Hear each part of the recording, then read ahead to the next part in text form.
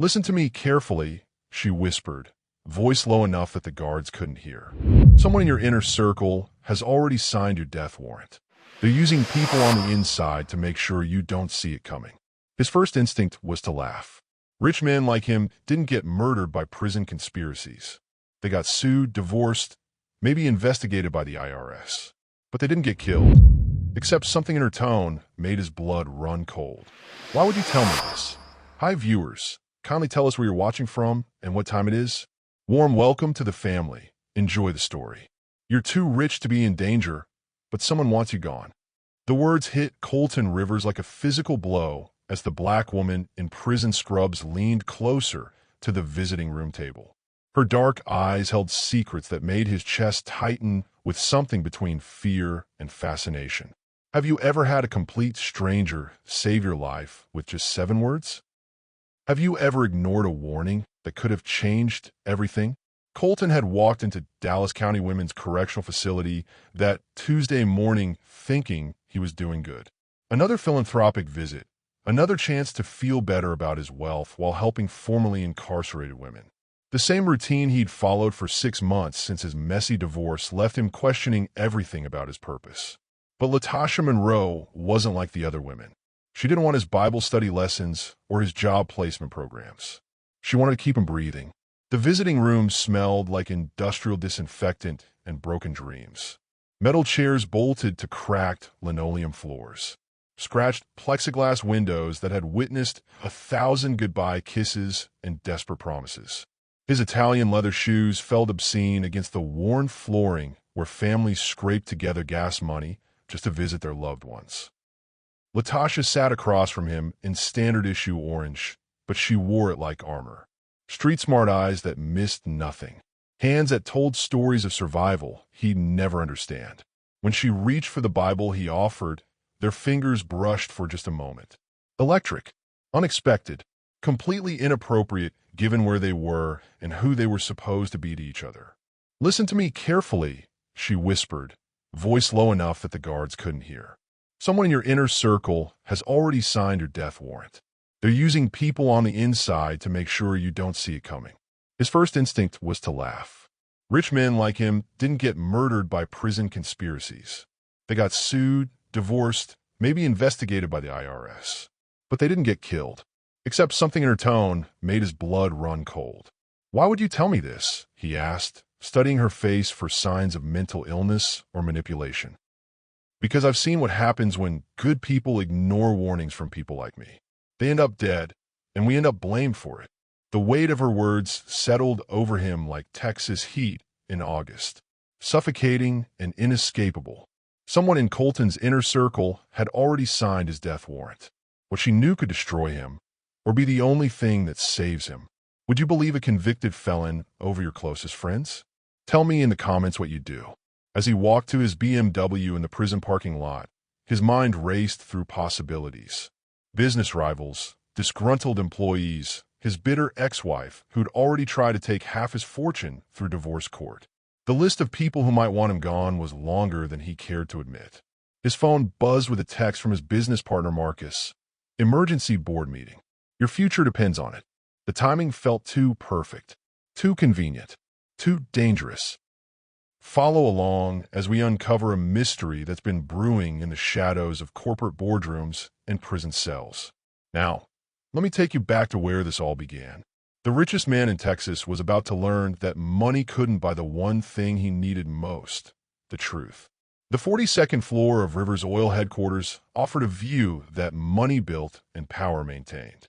Glass walls overlooked Midland's oil fields, where pump jacks moved like mechanical prayers, drawing liquid gold from Texas earth. But today, the boardroom felt more like a trap than a throne room. Marcus Webb sat at the head of the polished mahogany table, designer suit crisp despite the late hour. 20 years of partnership, countless deals closed with handshakes and whiskey, trust built on shared victories and mutual respect. If anyone should be safe, it should be Marcus. The Jakarta deal is falling through, Marcus announced, shuffling papers with practiced precision. Their government is asking questions about our extraction methods, environmental concerns. Translation: Bribes weren't working anymore. Colton studied the faces around the table. Sarah Chun, his head of operations, normally sharp as a blade, seemed distracted tonight. Jim Morrison, his legal counsel, kept checking his phone instead of taking notes. Even Rebecca, his longtime assistant, avoided his eyes when she brought in coffee. When was the last time your gut told you something your brain refused to accept? Share your experience below. The meeting dragged on for 2 hours, each agenda item feeling rehearsed, each concern manufactured. They discussed quarterly projections, new drilling permits, and expansion into Colorado markets. Normal business talk that should have felt familiar, but instead felt like performance art.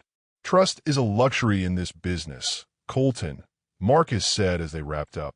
Sometimes it's safer to assume everyone's lying. The words landed heavy, loaded with meaning Colton couldn't quite grasp. But as he gathered his briefcase and headed for the elevator, one thought echoed in his mind. Latasha's warning about someone in his inner circle.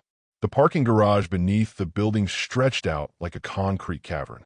His footsteps echoed off the walls as he walked toward his BMW, keys already in hand. The familiar weight of routine should have comforted him, but tonight everything felt wrong. A manila envelope sat on his windshield, tucked under the wiper blade. No return address, no postmark, just his name written in block letters that looked deliberately disguised. Inside, a single sheet of paper, a transcript of a phone call recorded 3 days ago at Dallas County Women's Correctional Facility. Inmate number 1. The Oil King problem gets handled next week. Inmate number 2. You sure your contact can make it look natural? Inmate number 1. Rich men die in accidents all the time. Car crashes, heart attacks, freak accidents at their own drilling sites. Inmate number 2. What about the woman who overheard? Inmate number 1. She's being transferred tomorrow. Problem solved. At the bottom of the page, his name was highlighted in red ink. Next to it, someone had written, "She tried to warn you. Will you listen now?" His hand shook as he read it again. Then again. The words didn't change, but their meaning grew clearer and more terrifying each time. Latasha hadn't been paranoid or delusional. She'd been trying to save his life.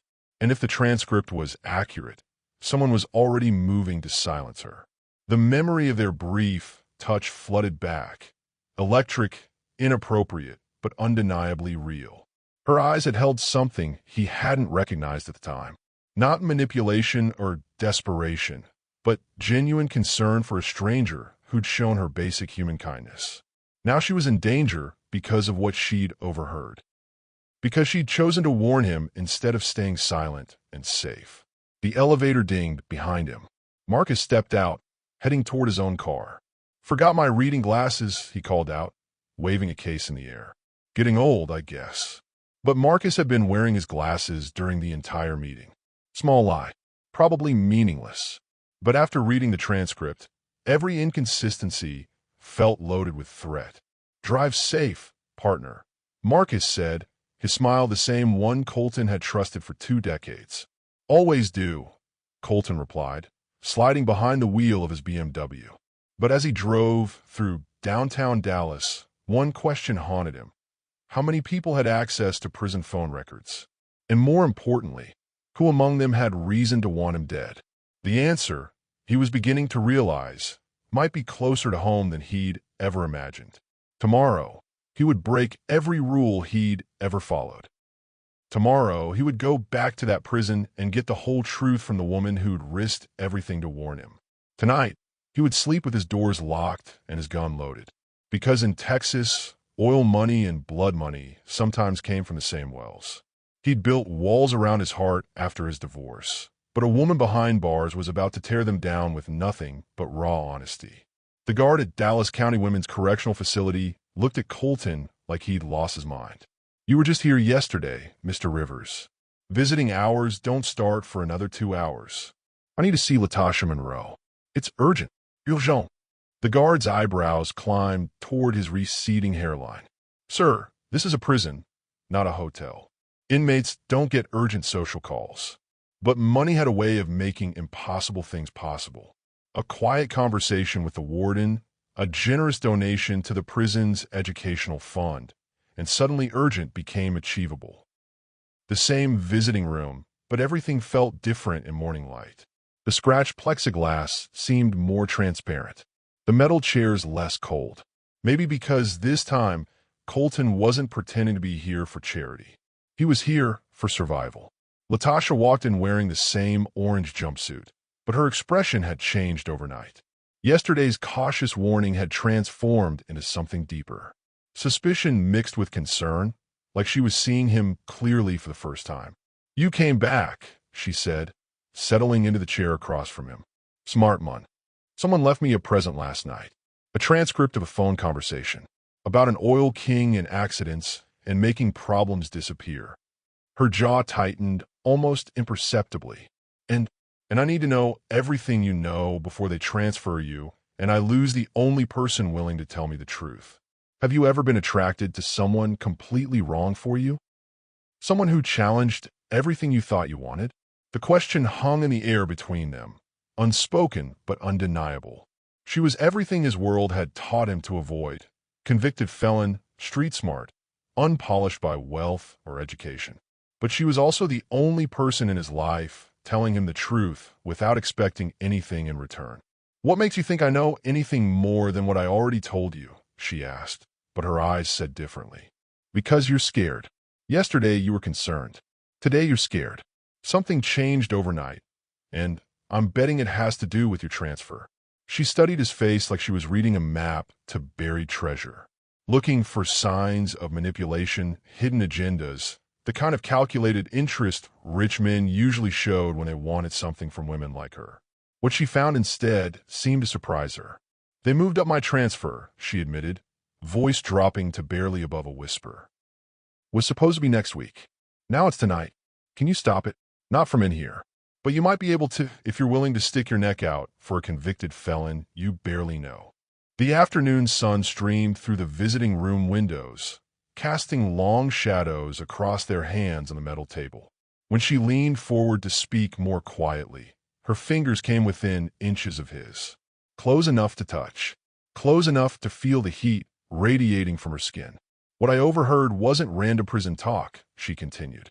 "These women were discussing details only someone with access to your personal information would know. Your schedule, your habits, your weaknesses." "What weaknesses?" "Your daughter. They know you pick her up from school every other Friday. They know you take the same route through downtown Dallas. And they know you'd do anything to protect her." Ice flooded his veins.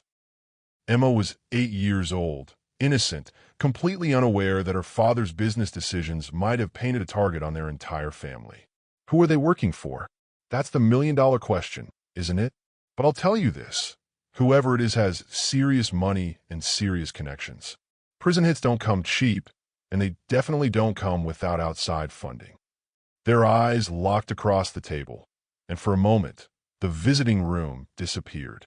The other inmates and their families, the guards, the institutional smell of disinfectant and desperation, all of it faded until there was just this woman who'd risked her own safety to warn a stranger. "Why are you helping me?" he asked. "Maybe because someone should have warned my brother before he got caught up with the wrong people. Maybe because rich doesn't mean you deserve to die.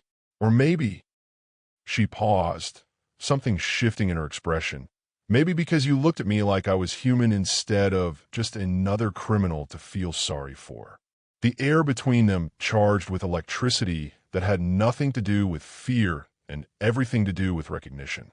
Two people from completely different worlds, finding something real in the most impossible circumstances. "There's something else," she said, glancing around to make sure no one could overhear. The women talking weren't just discussing your death. They were discussing what happens after. How your assets get divided up, who benefits from your will, who takes over your company. Inside information.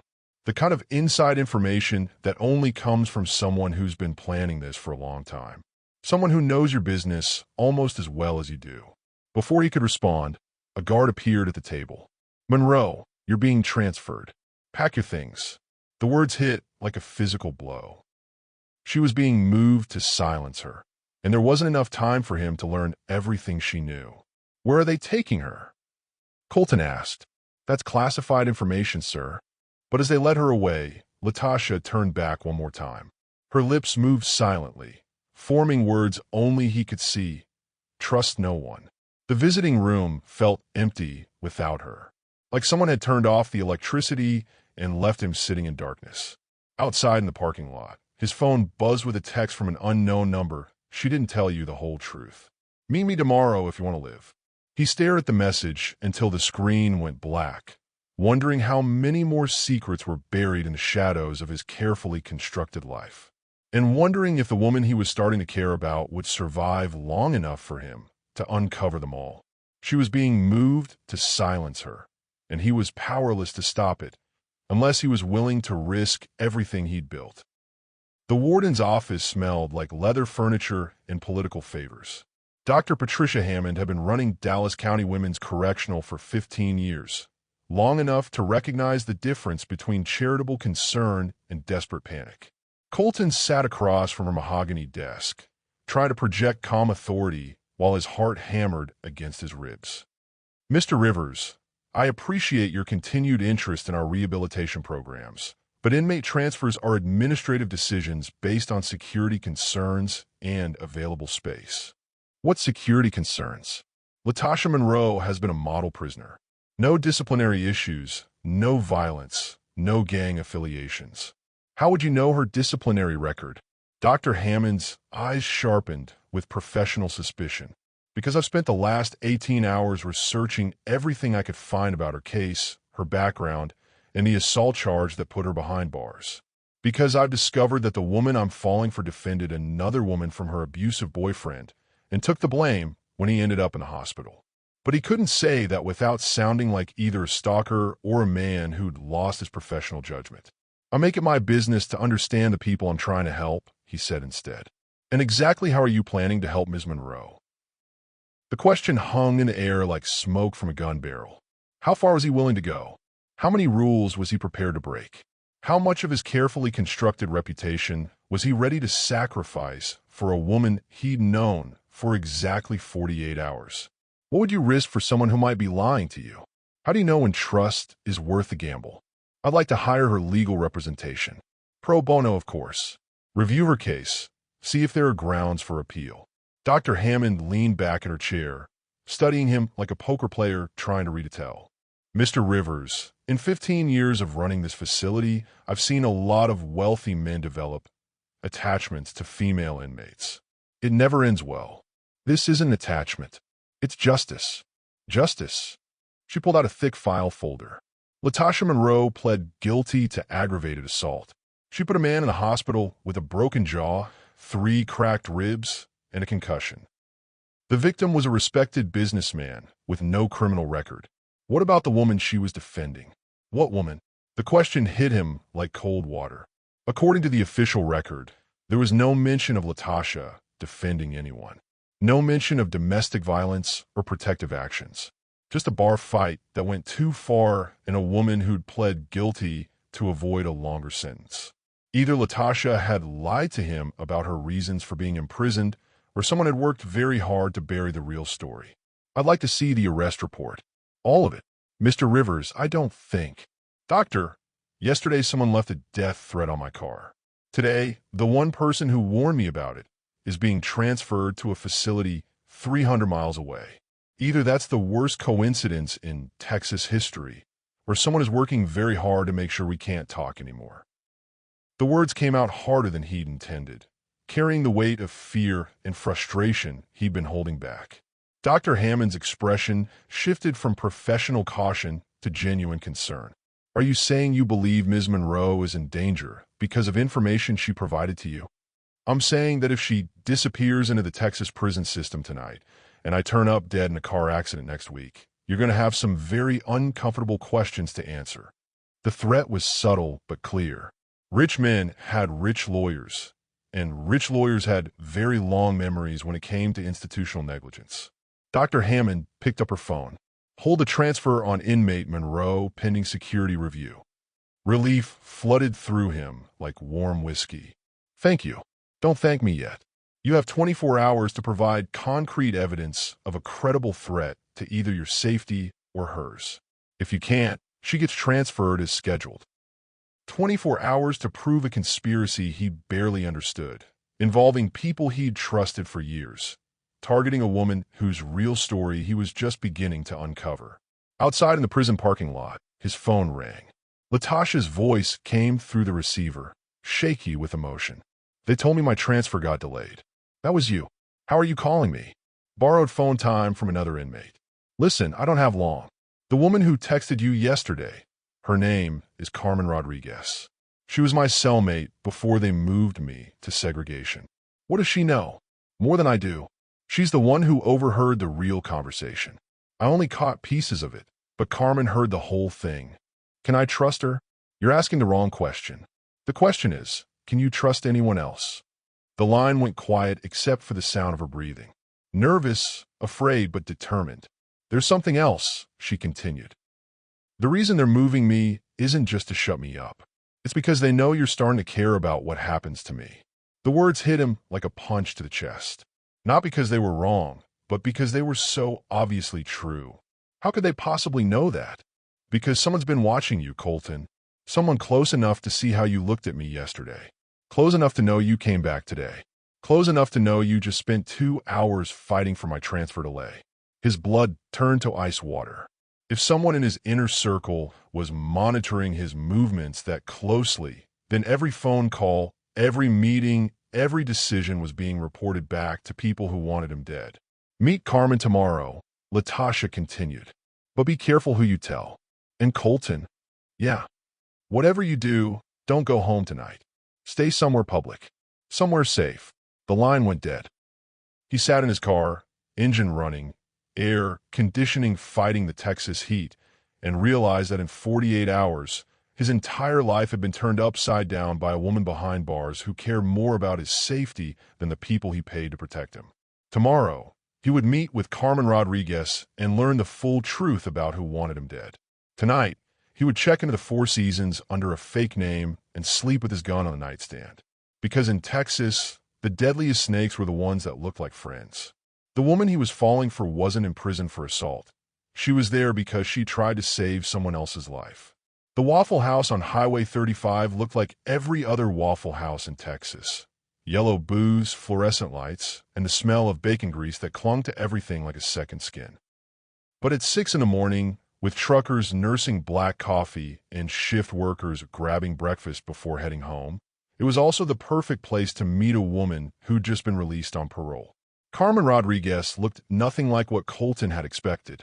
Mid-30s, small build, the kind of worn-down pretty that came from years of making hard choices with no good options. She wore a thrift store dress and carried herself like someone who'd learned to become invisible when necessary. "You're the oil man," she said, sliding into the booth across from him. "Latasha said you were too rich to be this stupid, but here you are anyway." "What does that mean?" "Means you're about to risk everything you've built for a woman who's already risked everything to warn you." Most rich men would have changed their phone number and hired better security by now. The waitress brought coffee without being asked, steam rising from chipped ceramic mugs that had seen too many desperate conversations. Carmen added 3 sugars and enough cream to turn her coffee the color of caramel. "Tell me what you know about the conversation Latasha overheard," Colton said. "First, tell me what you know about why she's really in prison. Have you ever sacrificed yourself for someone else's safety? Share your story of loyalty below." Aggravated assault. She put a man in the hospital after a bar fight. Carmen laughed, but there was no humor in it. "That what they told you? Bar fight. That's what's in her file." Her file's been scrubbed cleaner than a crime scene. The man she put in the hospital was named Tony Reeves. Real estate developer, city council connections, the kind of man who thinks money makes him untouchable. She pulled out a cracked smartphone and showed him a photo. A woman with dark hair and bruises covering her arms and neck. That's Maria Santos, Tony's girlfriend at the time. Been beating her for 8 months, sending her to the emergency room every few weeks with accidents and falls downstairs. Maria was too scared to press charges, and the cops were too bought to care. Colton studied the photo, seeing the fear in Maria's eyes. The same fear he'd seen in Latasha's eyes yesterday when she'd warned him about the transfer. What does this have to do with Latasha? Maria was her neighbor. Single mother, working 2 jobs, trying to keep her head above water while this rich bastard used her as a punching bag. One night, Tony went too far. Maria showed up at Latasha's apartment, bleeding from her scalp, 3 ribs cracked, begging for help. Carmen's voice dropped lower, forcing him to lean across the table to hear her. Latasha didn't call the cops because Maria begged her not to. She called Tony instead, told him if he ever touched Maria again, she'd make sure he regretted it. And Tony showed up at Latasha's apartment at 2 in the morning, drunk and angry, carrying a baseball bat. Said he was going to teach both women what happened when poor people threatened rich people. The pieces started falling together in Colton's mind. Not a random bar fight, but a woman defending her neighbor from a violent abuser. Latasha met him in the parking lot so Maria wouldn't get hurt. Beat him down with his own bat when he tried to use it on her. Problem was, Tony had connections. Money, lawyers, friends in the district attorney's office. So, they made her a deal. Plead guilty to aggravated assault, serve 8 years, and Maria's charges for filing a false police report disappear. Fight it in court, and they make sure Maria lost her kids and her job, and maybe ended up in a ditch somewhere.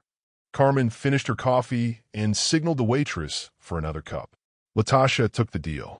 Been protecting Maria from prison ever since. The woman he'd been falling for wasn't just innocent. She was a hero.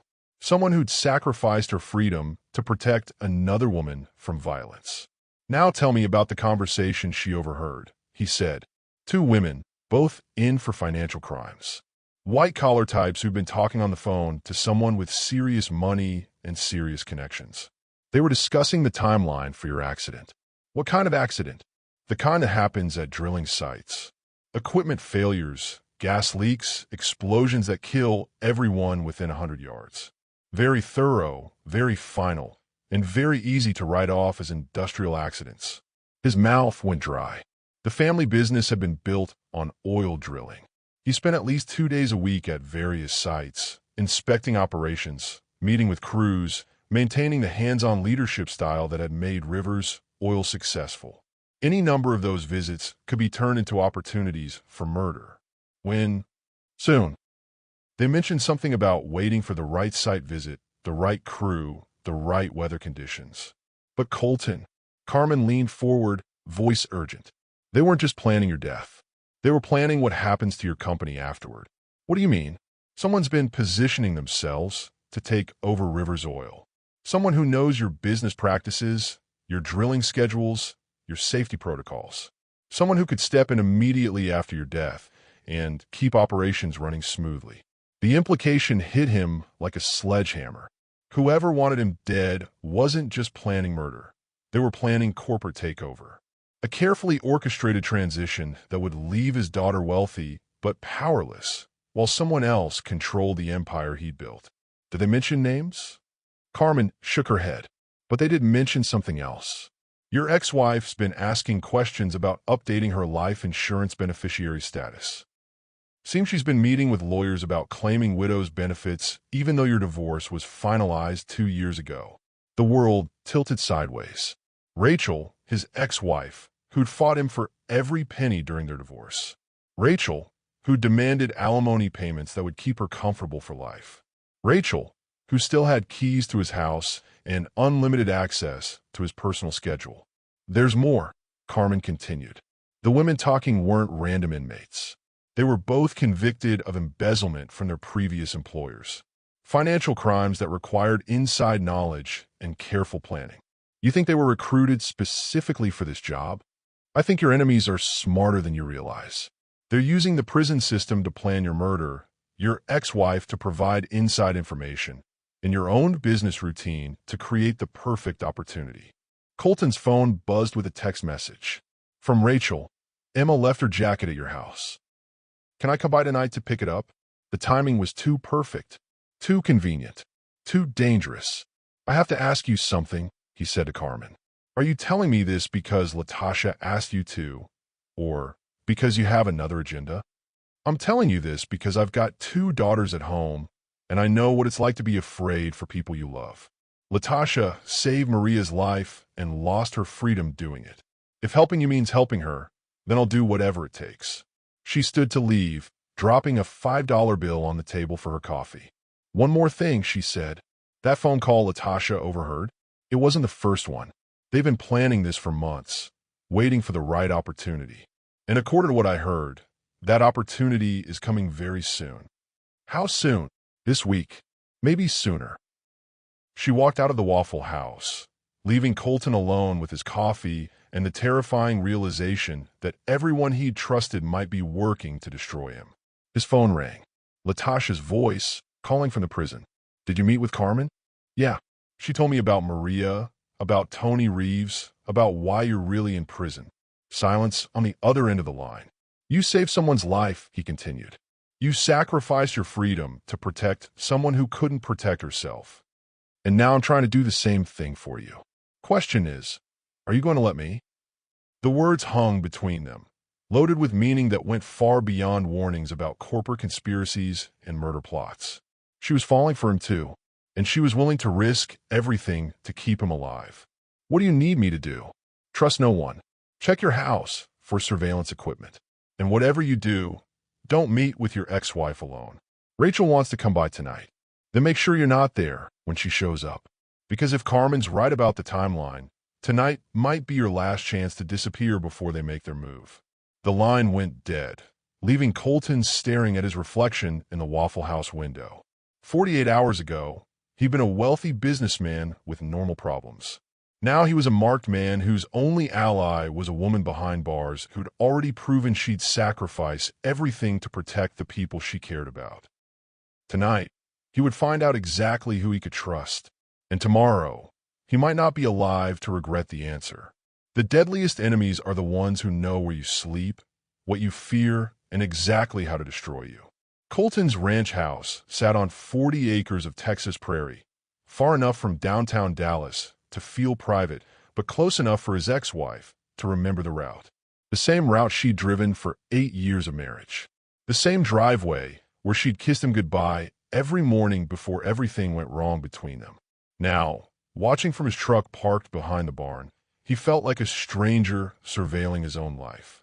Rachel's white Mercedes pulled up at exactly 8:30. Punctual as always. She stepped out wearing designer jeans and a silk blouse that probably cost more than most people made in a week. Still beautiful at 34. Still carrying herself like a woman who expected the world to bend to her wishes. She had her own key. Used it without hesitation. His security system showed her moving through the house with familiar confidence. Kitchen first, then living room, finally heading upstairs toward his bedroom. But she wasn't looking for Emma's jacket.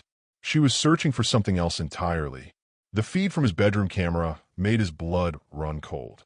Rachel was going through his desk drawers, photographing documents with her phone. Bank statements, drilling schedules, insurance policies. Information that would be invaluable to someone planning a corporate takeover. His phone buzzed with a call from inside his own house. Rachel's number. "Colton? I can't find Emma's jacket anywhere. Are you sure she left it here?" Lie. Smooth as silk and twice as deadly. "Check the hall closet," he said, keeping his voice neutral. "Already did. Maybe she left it at school." Through the camera feed, he watched her photograph the combination to his gun safe. The same safe where he kept his will, his business contracts, and the backup hard drives containing 20 years of financial records. Have you ever discovered someone you trusted was working against you? How did you handle that betrayal? "I'll ask Emma when I pick her up Friday," he said. "Actually, about that, I was thinking maybe I should take her this weekend. With everything going on at your company, you seem stressed." Everything going on at his company?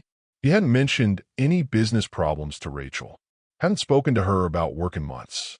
Unless someone else was feeding her information. What makes you think something's going on?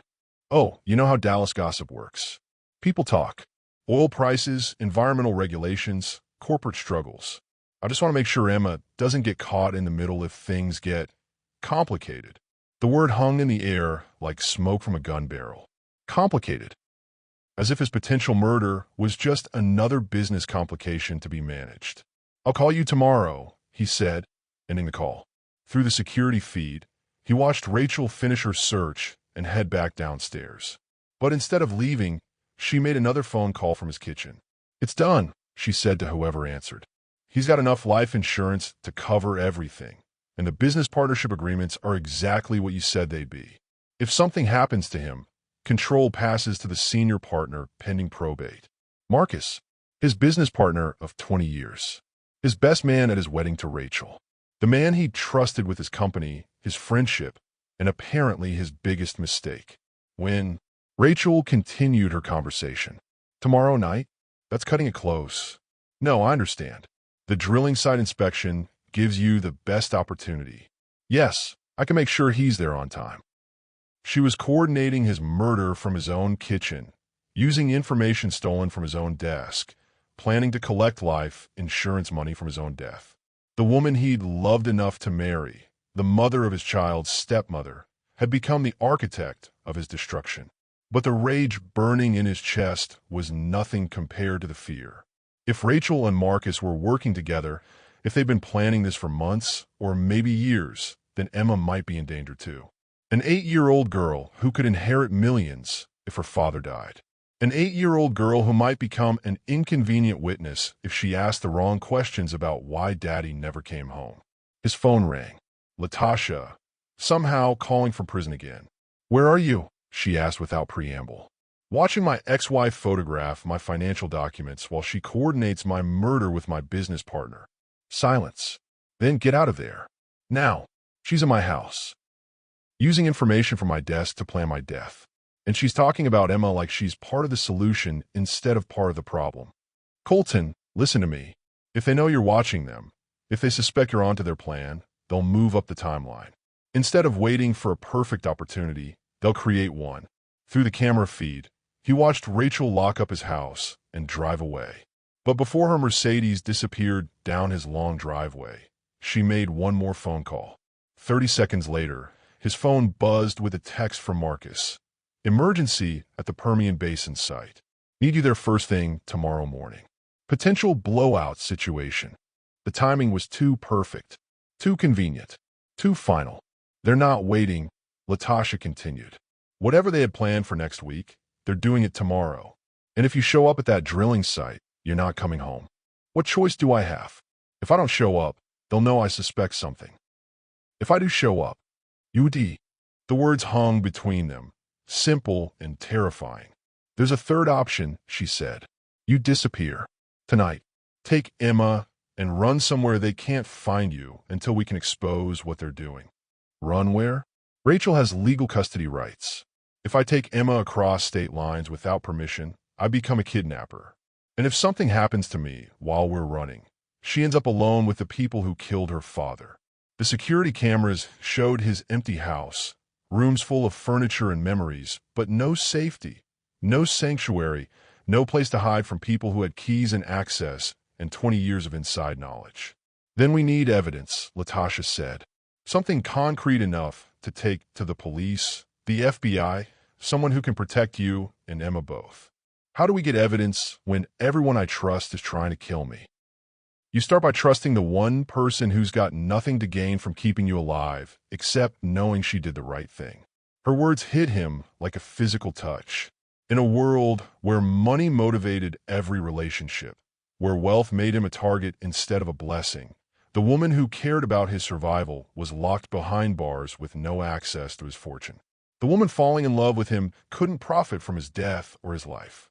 She could only lose everything by getting involved, which made her the only person he could trust completely. "What do you need me to do?" "Record everything. Tomorrow morning, when you go to that drilling site, wear a wire. Get Marcus to confess. Get evidence that will put them both in prison for the rest of their lives.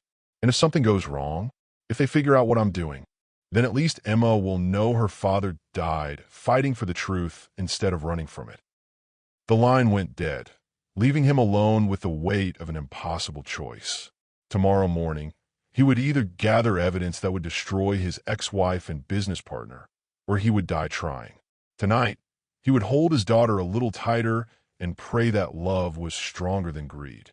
Because in Texas, family was everything, even when family was trying to kill you. Love makes you blind, but greed makes you deadly. And the person closest to Colton had mastered both. The breakfast table at the Four Seasons looked like a scene from his old life. Linen napkins, silver coffee service, and Emma chattering about her upcoming school project while Rachel smiled across the table like the perfect co-parent. Except now Colton knew the truth. Rachel buttered Emma's toast with the same hands that had photographed his insurance policies, laughed at their daughter's jokes with the same mouth that had coordinated his murder, kissed Emma's forehead with the same lips that had promised Marcus everything would be handled cleanly. "Daddy, you're not eating," Emma observed, pointing at his untouched Eggs Benedict. "Just thinking about work, sweetheart. Boring grown-up stuff?" Emma asked, making a face that looked exactly like her mother's expression when she was 8 years old. Something like that. Rachel's phone buzzed with a text message. She glanced at it, and for just a moment, her perfect mask slipped. A flash of something cold and calculating crossed her face before the loving mother persona returned. "Actually, honey," she said to Emma, "I need to take you to school a little early today. Daddy has an important meeting." Important meeting, as if his scheduled execution was just another appointment on the calendar. When was the last time someone can't have you? Do they have the right to destroy you? Share your thoughts on toxic love below. What kind of meeting? Emma asked, because 8-year-olds were curious about everything and suspicious of nothing. The kind to make sure you can go to whatever college you want and never have to worry about money, Rachel answered smoothly. The lie was so perfectly crafted it made Colton's skin crawl. Rachel was framing his murder as financial planning for their daughter's future. After they dropped Emma at school, Rachel suggested they have coffee together. One last conversation between two people who'd shared 8 years of marriage and one child they both loved. Except only one of them still believed in love. They sat in his BMW in the school parking lot, watching other parents go through the same morning routine they'd shared hundreds of times. Normal families with normal problems, blissfully unaware that wealth could turn love into murder. "You seem tense," Rachel said, reaching over to touch his arm. "Are you sure everything's okay?" Her fingers felt like ice against his skin. The same hands that used to comfort him during business stress were now the instruments of his destruction. "Just tired. This Permian Basin situation has me worried." "What situation?" "Perfect." She was fishing for information, trying to make sure their plan would work. "Potential equipment failure. The kind that could kill everyone on site if we don't handle it properly." Rachel's eyes brightened almost imperceptibly. "How dangerous?" "Dangerous enough that I probably shouldn't go alone. But Marcus insists it needs immediate attention. Marcus knows what he's doing. You've trusted him for 20 years. Trust." The word tasted like poison in his mouth. "Yeah," he agreed. 20 years of partnership. He's been like a brother to me." "Brothers look out for each other," Rachel said, but her tone carried undertones he'd never noticed before.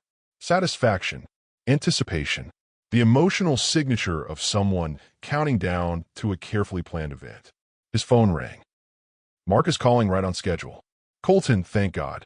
The situation at Permian Basin is worse than we thought. We need you there within the hour." "What's the specific problem?" "Gas pressure readings are off the charts. If we don't shut down the operation immediately, we could have a blowout that kills everyone within a quarter mile." Perfect cover story. Technical enough to sound legitimate. Urgent enough to explain why he had to rush to a remote location. Dangerous enough to explain why he might not survive the trip. "I'll be there," Colton said. "Drive carefully. The roads out there are treacherous, especially with all this rain we've been having." "Rain?" Colton looked out the windshield at clear blue Texas sky. No clouds, no precipitation, no weather-related driving hazards. Marcus was already laying groundwork for accident reports that would blame his death on dangerous road conditions rather than deliberate murder. "See you soon, partner," Marcus continued. "And Colton? This might be the most important thing we've ever done together." The line went dead. Rachel was watching him with expression he'd never seen during their marriage. Hungry, calculating, like a predator watching wounded prey struggle in a trap. "You should go," she said. "Marcus is right about the urgency." "Rachel, can I ask you something?" "Of course. Do you ever miss what we had? Before everything went wrong between us." For a moment, something that might have been genuine emotion flickered across her face. Memory of better times, shared dreams, the young couple who believed they could build something lasting together. Then it was gone, replaced by the cold determination of someone who'd already decided that love was worth less than money. "I miss the security," she said finally. "I miss knowing Emma would never have to worry about anything." She doesn't have to worry about anything now. But what happens if your business fails? What happens if the oil market crashes? What happens if you get sick or injured and can't work? What happens if your ex-wife and business partner murder you for insurance money? "Those are risks everyone takes," he said. "Not everyone has your resources. Not everyone can make sure their family stays protected no matter what happens." The words hung between them like a confession. She wasn't talking about protecting Emma from poverty. She was talking about protecting herself from losing access to wealth she'd come to see as her birthright. "I should go," he said, starting the engine. "Colton." Rachel's voice was softer now, almost like the woman he'd married. "Be careful out there. Some accidents can't be undone." The warning should have sounded like concern. Instead, it sounded like a threat. He drove toward the Permian Basin drilling site with recording equipment hidden in his shirt pocket, a loaded gun in his glove compartment, and the phone number of the FBI field office programmed into his cell phone.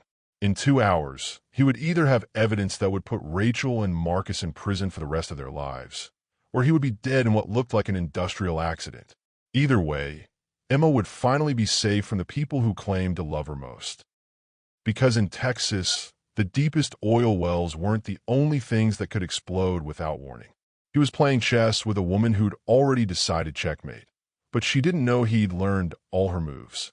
The Permian Basin stretched out like Mars made of oil and dust, pump jacks moving in mechanical rhythm under the brutal Texas sun. Colton had been coming to sites like this for 15 years, but today the familiar landscape felt like a cemetery waiting for fresh graves. Marcus stood beside his white pickup truck, hard hat tilted at the same angle he'd worn it since their first day in business together. Same confident posture, same easy smile, same handshake that had sealed 1,000 deals built on mutual trust. Except now Colton knew that trust had been weaponized against him. "Thanks for coming so quickly," Marcus said, clapping him on the shoulder like they were still partners instead of predator and prey. The pressure readings this morning were off the charts. "Show me the data." Marcus pulled out a tablet displaying gas pressure graphs that looked appropriately alarming to someone who didn't know what they were really seeing. The readings were high, but not dangerously so. Well within normal operational parameters for a site this productive. But they would look catastrophic in an accident report explaining why 2 men had died in an explosion that could have been prevented if they'd evacuated immediately. How far would you go to protect yourself from someone who once claimed to love you? "We need to shut down the primary valve," Marcus continued, leading him toward the wellhead where a cluster of pipes and gauges controlled the flow of oil from deep underground. "Manual override, just to be safe." Manual override meant getting close enough to the wellhead to be killed instantly if something went wrong. Close enough that dental records would be needed for identification. Close enough that insurance companies would pay out life insurance claims without too many questions. "You sure this can't wait for the regular crew?" Colton asked. This is exactly the kind of emergency that can't wait. Lives are at stake. True, but not the lives Marcus was pretending to worry about. Colton activated the recording device hidden in his shirt pocket, praying the equipment would survive whatever Marcus had planned. "Before we start," he said, "I want you to know how much our partnership has meant to me. 20 years of building something together. Trust, friendship, shared success. It's been the most important relationship in my business life."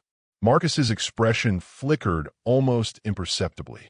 Guilt, maybe, or just irritation at having to listen to sentimental speeches when there was murder to be accomplished. "Same here, partner. Couldn't have done any of this without you. Even when things get complicated between business partners, I always believed we'd find a way to work it out. Talk through problems instead of other solutions." Other solutions? Sometimes when partnerships go bad, people explore alternatives. Buying each other out, dissolving the company, finding ways to eliminate problems that can't be solved through conversation. Marcus studied his face like a poker player looking for tells. What kind of problems are you talking about, Colton? The kind that make people desperate enough to do things they never thought they'd do. The kind that make murder look like a reasonable business strategy. The words hung in the desert air like heat waves, visible and dangerous.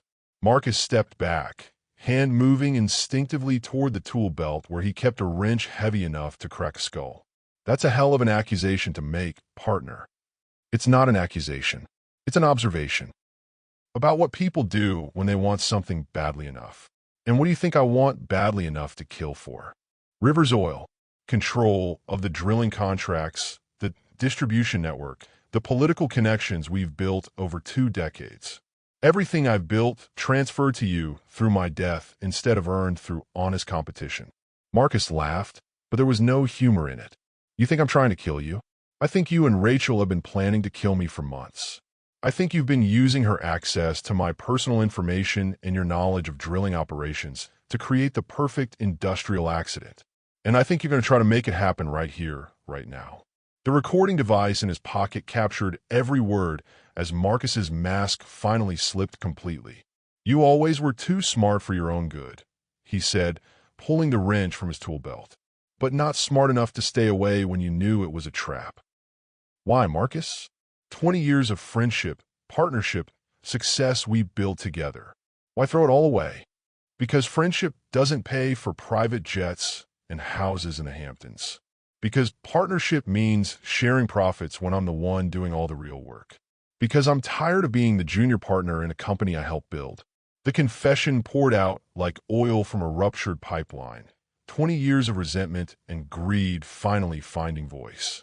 Rachel contacted me 6 months after your divorce. Said she had information about your personal habits, your insurance policies, your will. Said we could both get what we wanted if we were smart about timing. And what did Rachel want? Widow's benefits instead of alimony payments.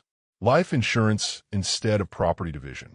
Your death instead of your money, because dead ex-husbands pay better than living ones. The recording device captured it all. Confession, motive, conspiracy. Evidence that would put both of them in prison for the rest of their lives.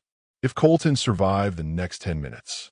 Marcus advanced with a wrench raised like a club, confident that murder would be easier than Marcus had expected. But Marcus didn't know about the gun in Colton's jacket pocket. Didn't know about the FBI agents positioned a quarter-mile away, listening to every word through the transmission device hidden in his shirt. Didn't know that sometimes the prey has teeth. One more question, Colton said, backing toward his truck. What happens to Emma? Your plan makes her an orphan and leaves her in Rachel's custody. Rachel, who just conspired to murder her father. You really think that's going to end well for an 8-year-old girl?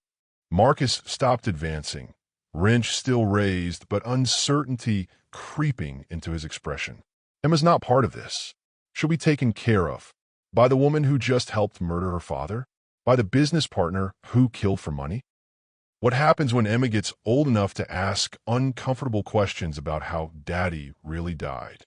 The doubt in Marcus's eyes deepened. Maybe he hadn't thought through all the consequences.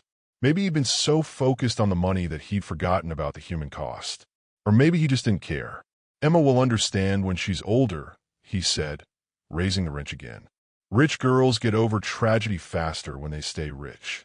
That's when Colton knew his former friend was beyond saving.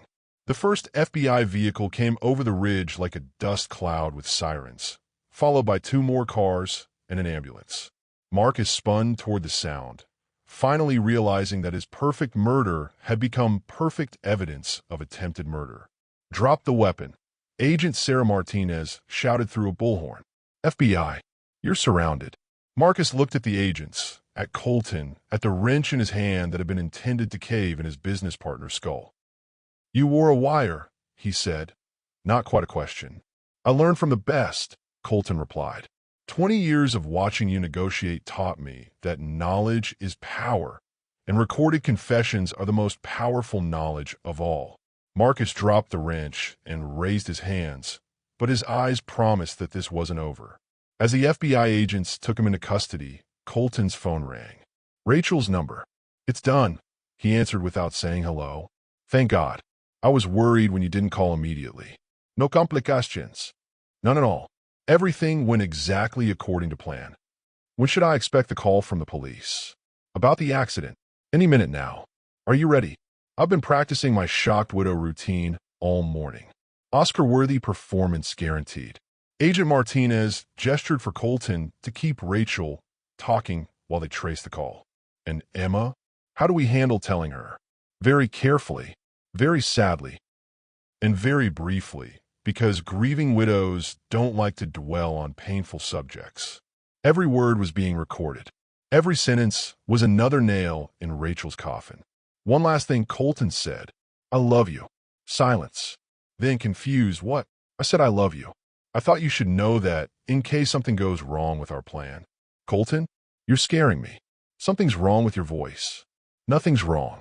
I'm just thinking about Emma, about our marriage, about all the good times before greed made you a monster. The line went dead. Within an hour, Rachel was in custody, charged with conspiracy to commit murder and attempted insurance fraud. Within 2 hours, Emma was safe with Colton's sister, far away from the parents who'd turned love into a weapon.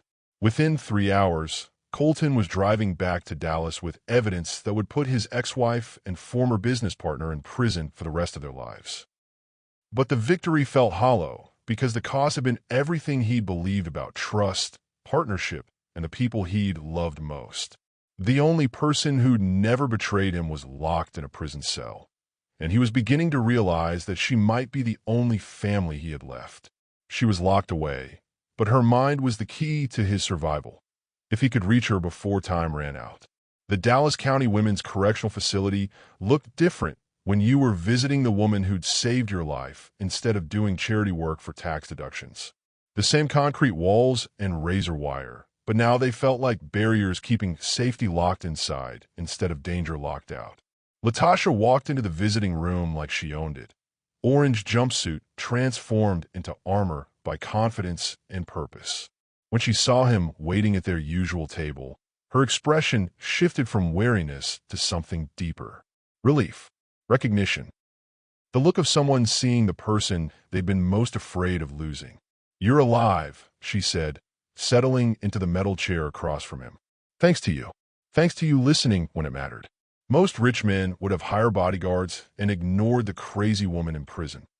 Most crazy women in prison don't risk solitary confinement to save strangers from murder plots. Their hands moved across the table simultaneously, fingers interlocking through the narrow gap allowed by prison regulations. The touch was electric, inappropriate, and completely necessary. Have you ever fallen in love with someone at the worst possible time? When everything was against you? Tell me everything, she said. He told her about Marcus's confession, Rachel's arrest, the FBI sting operation that had captured 20 years of friendship being weaponized into attempted murder.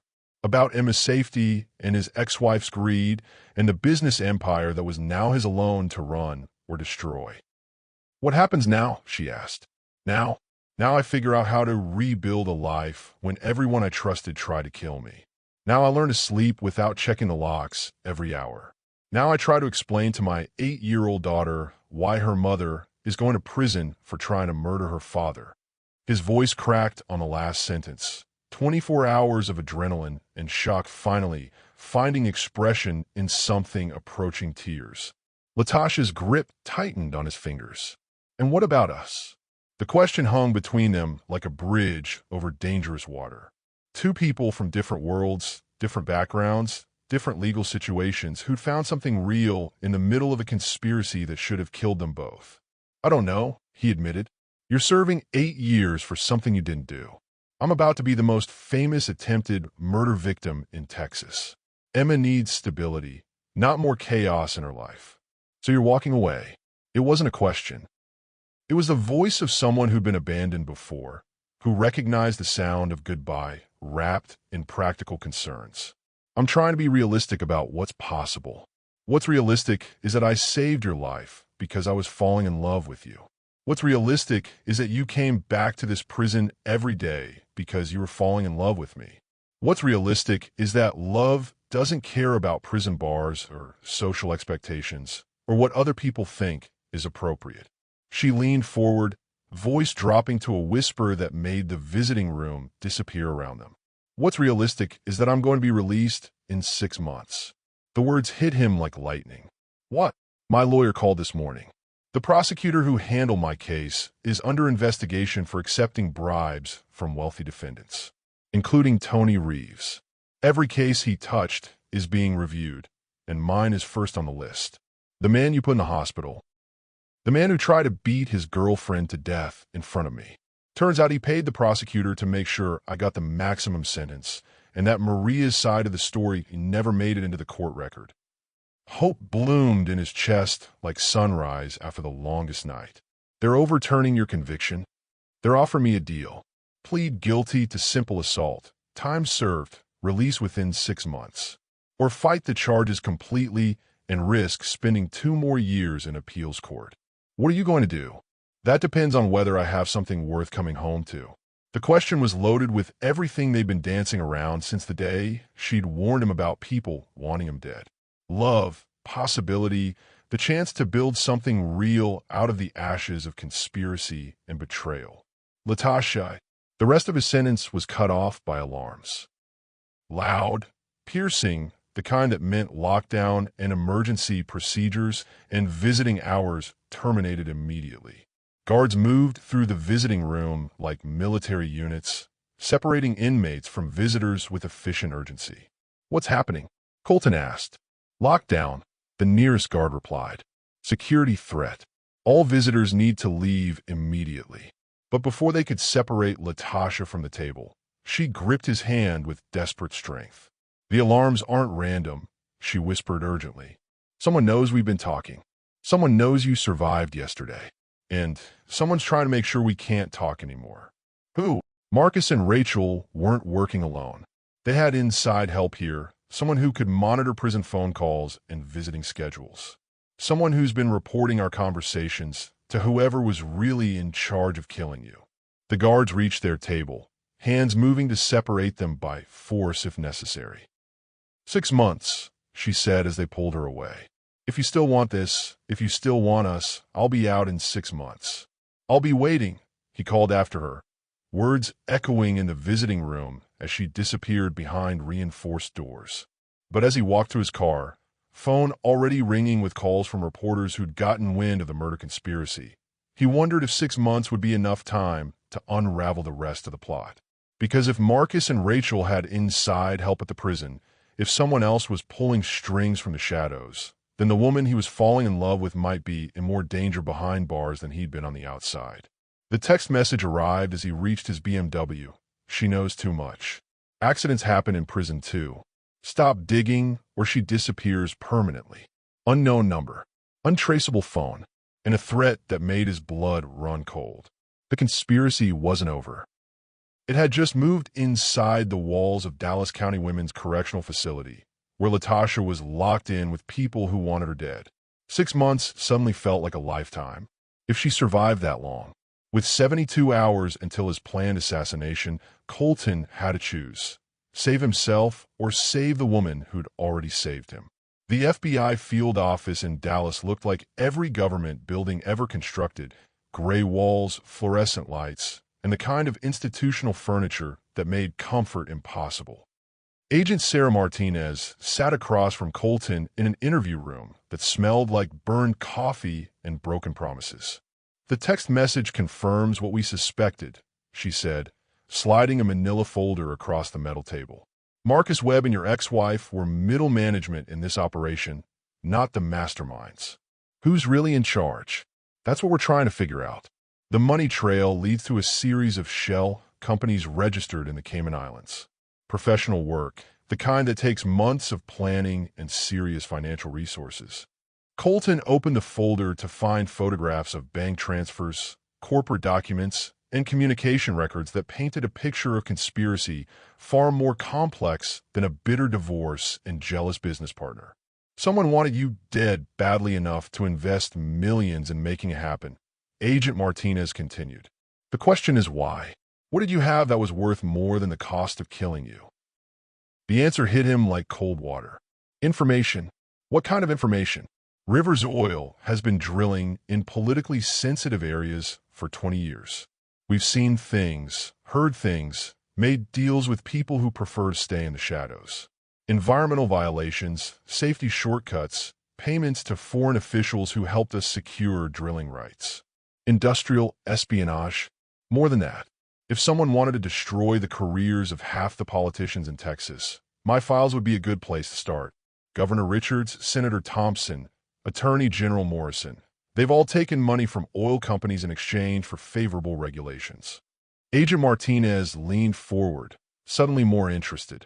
You have evidence of political corruption? I have 20 years of receipts. Payments, recorded conversations, photographs of meetings that never appeared on anyone's official calendar. Insurance, in case anyone ever tried to use the legal system against my business. Where are these files?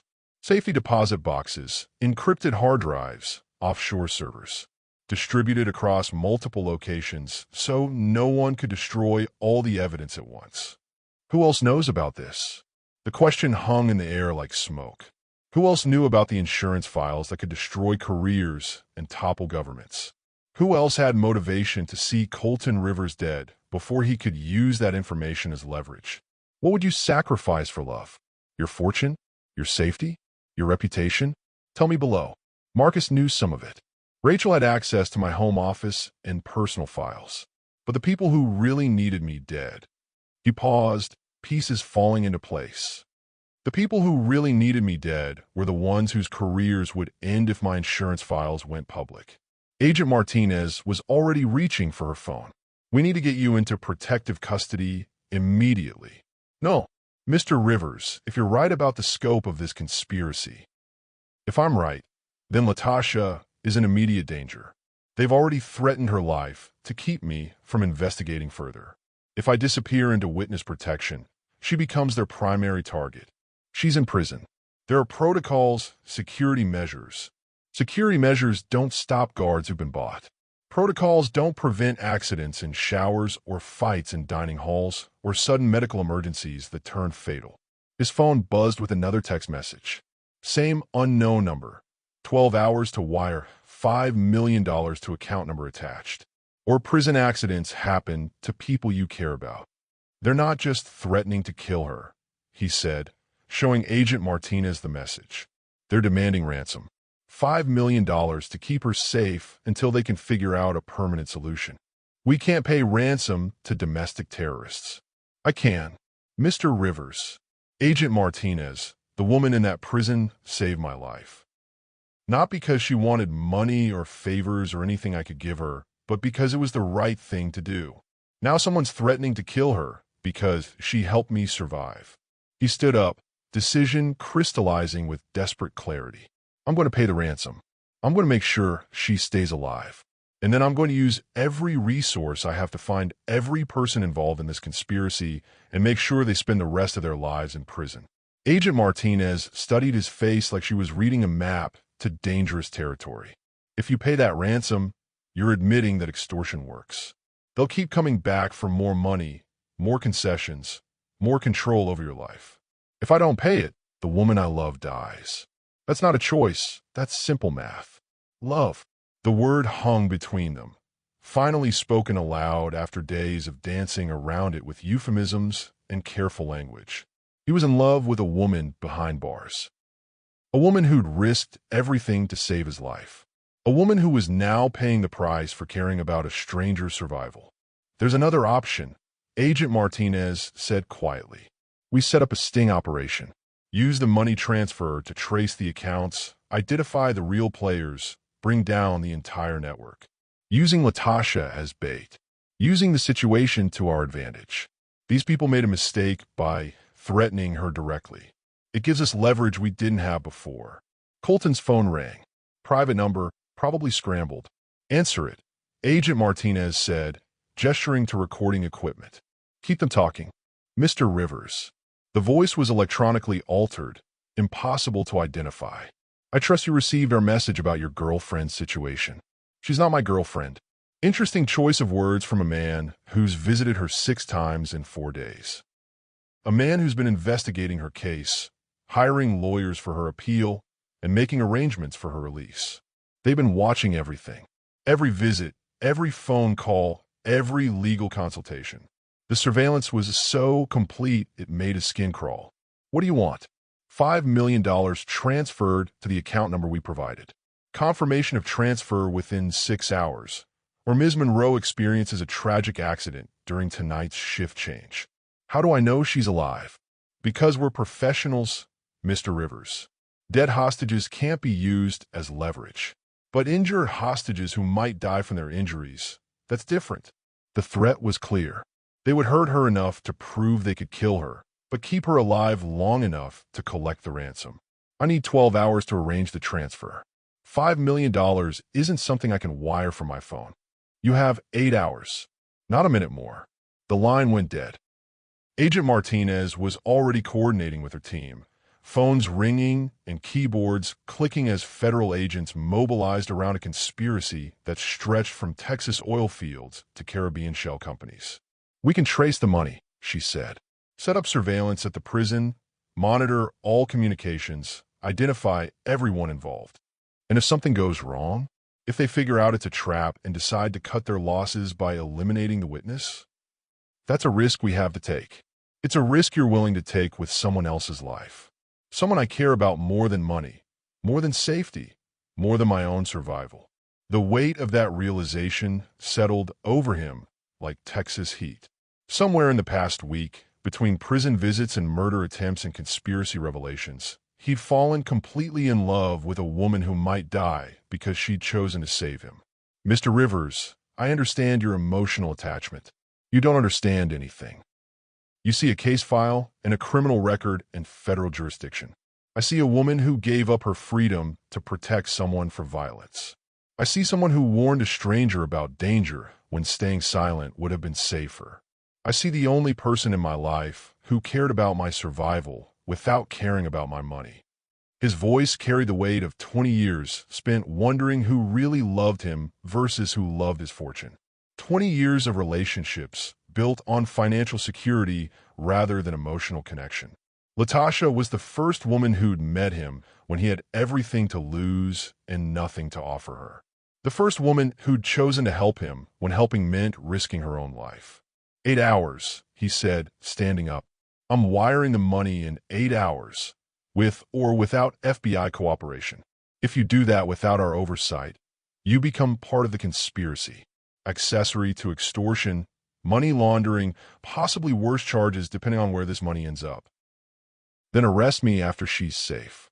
He walked out of the FBI field office with his phone already ringing, calling bankers and lawyers and financial advisors who could move $5 million across international borders before the sun set on Texas.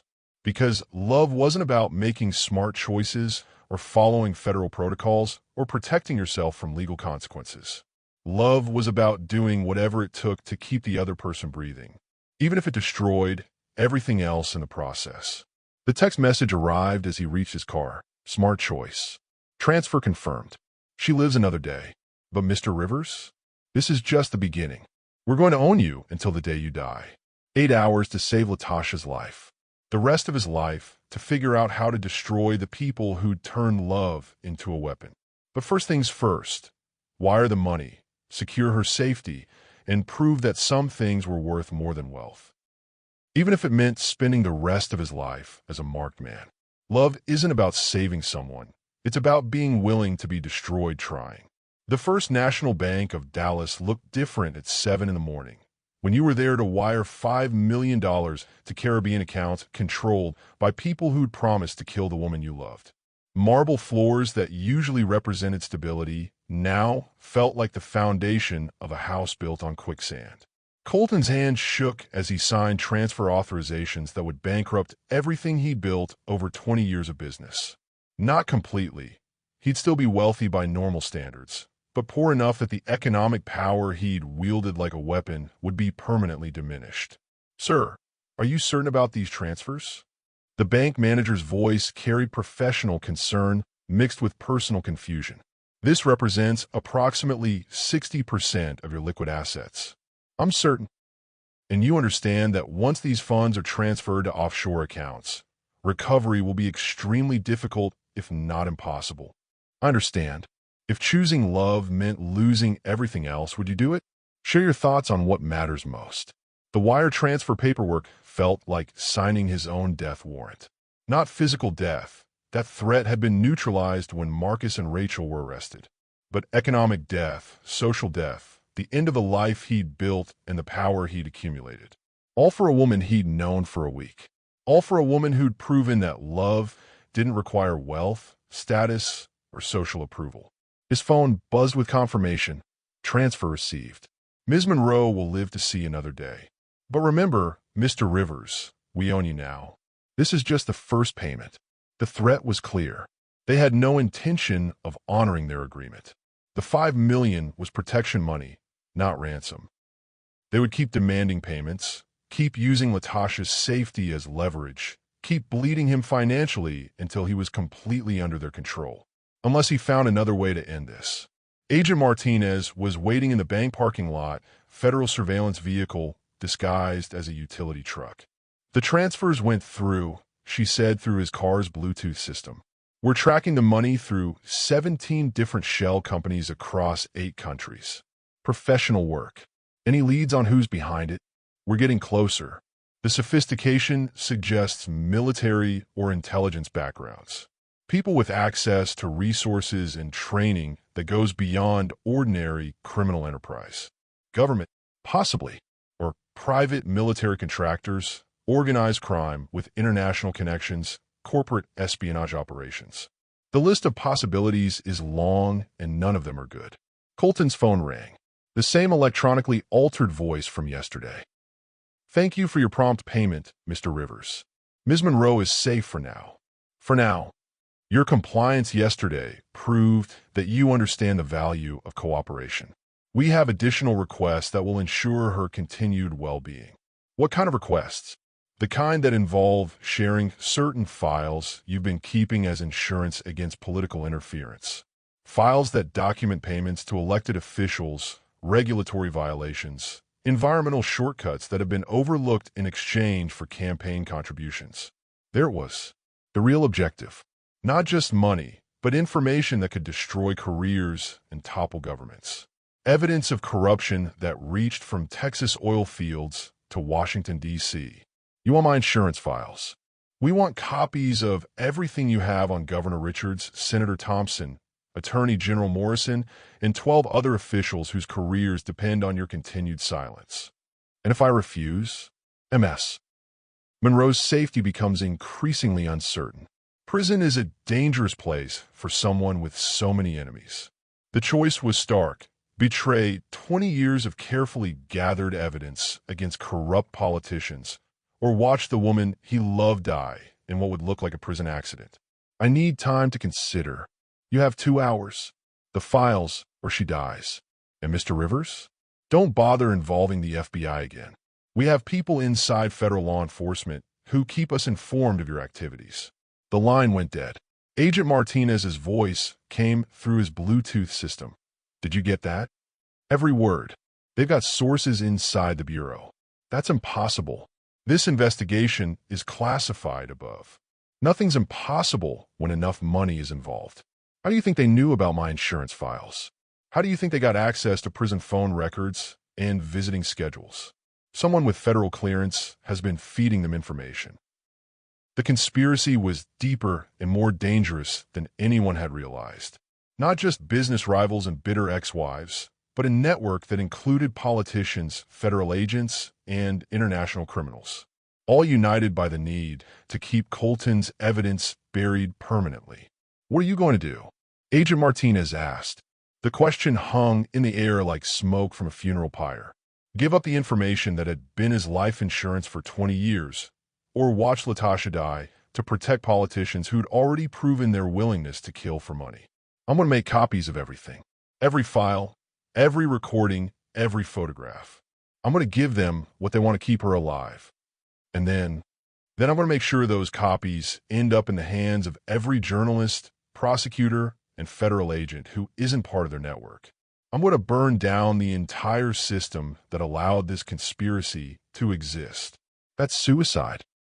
If you expose those files, You'll be admitting to 20 years of facilitating political corruption. You'll go to prison yourself.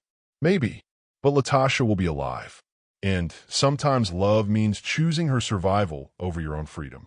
He drove toward his office, where 20 years of carefully documented evidence waited in fireproof safes and encrypted servers. Evidence that would destroy him along with everyone else, but might finally end the conspiracy that had turned love into a weapon. 2 hours to choose between justice and love. 2 hours to decide whether protecting corrupt politicians was worth the life of an innocent woman. 2 hours to prove that some things mattered more than money, power, or self-preservation. The decision was already made. It had been made the moment he'd realized that losing Latasha would destroy him more completely than losing everything else combined. Love wasn't rational. It wasn't safe. It wasn't smart. But it was the only thing left that felt real in a world built on lies, corruption, and betrayal. Time to burn it all down and see what remained in the ashes. The fireproof safe in his office contained 20 years of secrets that could topple governments. And now he had to choose which lives those secrets were worth. The combination to safe number 1 hadn't changed in 15 years. Emma's birthday, followed by the day he'd started Rivers Oil. His fingers moved automatically across the digital keypad, while his mind calculated the cost of what he was about to do. Inside, manila folders organized by politician, date, and dollar amount. Senator Thompson's folder was 3 inches thick. Payments for favorable voting on environmental regulations, recorded phone calls discussing campaign contributions in exchange for drilling permits, photographs of cash-filled briefcases being transferred in parking garages. Governor Richards had his own section. 2 decades of mutually beneficial corruption documented with the precision of an accountant and the paranoia of a man who'd always known this day might come. Attorney General Morrison's file included recordings that would end his career and possibly land him in federal prison. Conversations about burying environmental impact studies, delaying safety inspections, and looking the other way when Rivers Oil cut corners that saved millions but endangered lives. Each folder represented power, insurance against political enemies who might try to use the legal system to destroy him. Protection that had allowed his business to thrive even when competitors faced regulatory shutdown. Now that protection had become a weapon pointed at the heart of the woman he loved. His phone buzzed with a text from Agent Martinez. "We've identified the leak. Assistant Director Williams has been feeding information to unknown parties for at least 6 months. He's been arrested. Too little too late." The damage was done, the conspiracy exposed, and Latasha's life hanging in the balance, while federal agents played catch-up with criminals who'd been planning this for years. The office copy machine hummed to life, 20 years of carefully guarded secrets becoming ammunition in a war he'd never wanted to fight. Each page that slid through the scanner was another bridge burned, another protection lost, another step toward a future where he'd have nothing left except the hope that love was worth the sacrifice. Do you believe some secrets are worth keeping, even at the cost of innocent lives? His secure phone rang, the same electronically altered voice that had demanded $5 million. "Time's running short, Mr. Rivers. Do you have what we requested? I'm copying everything now, but I want proof that Latasha is alive and unharmed before I send anything. Proof will be provided when the files are delivered. You don't negotiate from a position of strength anymore. Neither do you. The FBI has identified your source inside federal law enforcement. Your information advantage is gone." Silence. Then, Assistant Director Williams was one source among many. "Did you really think we'd rely on a single point of contact inside federal law enforcement?" The words hit like ice water. Williams wasn't their only source. The leak went deeper, involved more people, reached higher into the federal system than anyone had realized. Who else? That's need-to-know information, Mr. Rivers. And you don't need to know. What you need to know is that Ms. Monroe's life depends on your complete cooperation. Fina. But after I send these files, this ends. No more demands. No more threats. No more using her safety as leverage. This ends when we decide it ends. You've seen what we're capable of orchestrating. Your ex-wife, your business partner, federal agents, prison officials. We have resources you can't imagine and patience you can't outlast. The line went dead.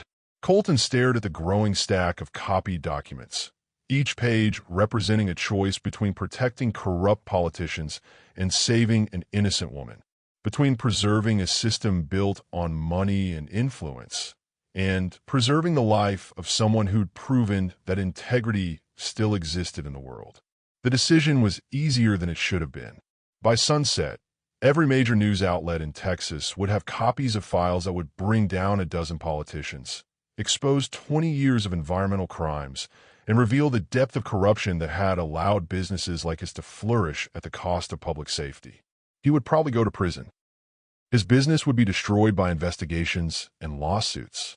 His fortune would be consumed by legal fees and criminal penalties. But Latasha would be alive. And sometimes love meant choosing her survival over everything else that had once seemed important. The encryption software finished processing the files, converting 20 years of evidence into digital packages ready for transmission to journalists who specialized in exposing political corruption, insurance against the criminals who thought they could use his secrets as leverage forever. If they killed Latasha, the files would be published automatically. If they continued making demands, the files would be published manually. If they tried to use as evidence to protect corrupt politicians, those same politicians would find their careers destroyed by the very information they'd try to hide. Mutually assured destruction, corporate style. His secure email system showed confirmations from 12 different news organizations, all promising to hold the files until his signal to publish. All staffed by journalists who'd built careers on exposing exactly the kind of corruption his evidence would reveal. The phone rang again, this time a different voice. Female, unaltered, speaking with the authority of someone accustomed to being obeyed. Mr. Rivers, my name is Director Catherine Walsh, and I think it's time we had a conversation. She'd been pulling strings from the shadows for 30 years, but now the puppet was about to cut himself free. Director Catherine Walsh looked like somebody's grandmother who'd accidentally wandered into a federal building. Silver hair, reading glasses hanging from a chain, the kind of comfortable cardigan that suggested home-baked cookies and family dinners. Except for her eyes, which held the cold calculation of someone who'd spent 30 years manipulating people for purposes they never understood. They met in the parking garage beneath the FBI building, shadows created by concrete pillars providing cover for a conversation that could never appear in any official record. "You've been busy, Mr. Rivers," she said, leaning against a black sedan that probably cost more than most people's houses. Transferring money to Caribbean accounts, copying classified documents, creating quite a mess for people who prefer orderly solutions. You're behind this. The whole conspiracy. I'm behind maintaining stability in a system that benefits everyone. Your evidence threatens that stability. My evidence exposes corruption. Your evidence exposes the way business gets done in the real world. Politicians need campaign funding. Businesses need favorable regulations. Everyone wins when smart people find ways to make those needs compatible. She spoke about corruption like it was public service, about bribery like it was economic development, about 20 years of environmental crimes like they were minor administrative oversights. How do you fight someone who believes their crimes are justified by the greater good? What about Latasha? What about threatening to kill an innocent woman to protect guilty politicians? Ms. Monroe became a threat the moment she chose to warn you instead of minding her own business. Collateral damage is regrettable, but sometimes necessary. Collateral damage? Mr. Rivers, do you have any idea how many jobs would be lost if your evidence went public? How many families would be destroyed by the economic chaos that would follow? How many communities depend on the stability we've worked decades to maintain? Her voice carried the weight of someone who genuinely believed that protecting corruption was a form of patriotism, that covering up crimes served the greater good, that individual lives were acceptable losses in service of larger objectives. The politicians in your files aren't just names on paper. They're fathers and husbands and community leaders whose careers support thousands of families. Destroy them, and you destroy everyone who depends on their success. They made their choices. They took the money, ignored the environmental damage, looked the other way when safety regulations were violated. People died because of those choices. People die every day. But economic stability keeps more people alive than environmental purity or political idealism. Your evidence threatens that stability. She pulled out a tablet displaying financial charts, employment statistics, and economic projections that painted a picture of widespread unemployment and community devastation if the politicians in his files were exposed and prosecuted. Governor Richards alone employs 12,000 people through programs funded by campaign contributions from businesses like yours. Senator Thompson's Environmental Committee has prevented federal overreach that would have shut down half the oil production in Texas. Attorney General Morrison has kept activist prosecutors from destroying entire industries with politically motivated investigations. The numbers were compelling. The logic was sound. The justification was complete. And it was all built on the assumption that corruption was acceptable if it produced economic benefits, that environmental damage was tolerable if it created jobs, that individual lives could be sacrificed to protect systems that benefited the majority. What about Maria Santos, the woman Latasha went to prison protecting? What about the families poisoned by chemicals that weren't properly disposed of because your politicians took money to ignore safety regulations? What about the workers who died in accidents that could have been prevented if environmental inspections weren't delayed for political convenience? Acceptable losses in service of larger objectives. Ms. Santos survived her encounter with domestic violence. Ms. Monroe's sentence will be completed in a few months. The workers who died in industrial accidents were compensated according to standard insurance policies. Director Walsh spoke about human suffering like it was a line item in a budget, about lives destroyed like they were statistical variations, about justice delayed like it was administrative efficiency. Here's what's going to happen, she continued.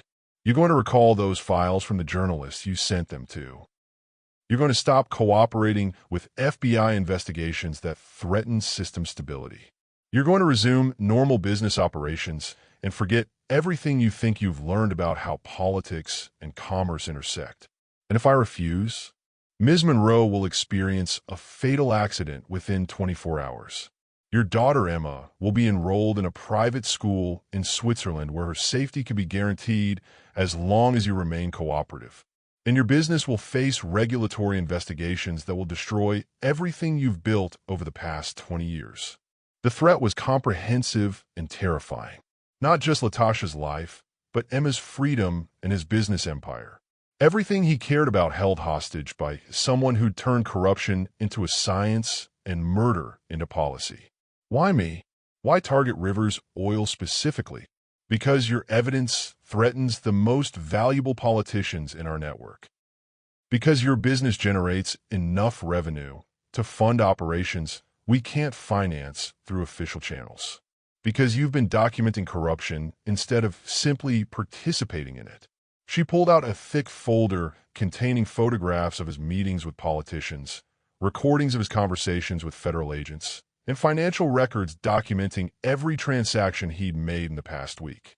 We've been watching you for years, Mr. Rivers, waiting for the right moment to bring you fully into the system or eliminate you as a threat to system stability. And now you have a choice. Become a willing participant in maintaining the economic and political stability that benefits everyone, or become a casualty in the process of protecting that stability from idealistic disruption. His phone buzzed with a text message. A photograph of Latasha in her prison cell, sleeping peacefully, unaware that her life hung in the balance of a conversation happening 20 miles away. Another message, a photograph of Emma at school, laughing with friends, innocent and unprotected. A third message, surveillance photos of his house, his office, his favorite restaurant, his regular jogging route. Every location where he felt safe, now revealed as places where he was vulnerable. 30 years of building networks, Director Walsh said. 30 years of placing people in positions where they can maintain stability and prevent chaos. 30 years of protecting a system that works for everyone who's smart enough to work within it. or ruthless enough to kill anyone who threatens it. Ruthlessness is often indistinguishable from responsibility, Mr. Rivers. The choice is yours. Join us willingly, or be eliminated as a threat to everything we've built. She walked toward her car, leaving him alone in the parking garage with the weight of an impossible decision. Protect corrupt politicians and become part of a system built on murder and extortion, or watch everyone he loved pay the price for his refusal to cooperate. 24 hours to choose between justice and love. 24 hours to decide whether fighting corruption was worth the lives of innocent people.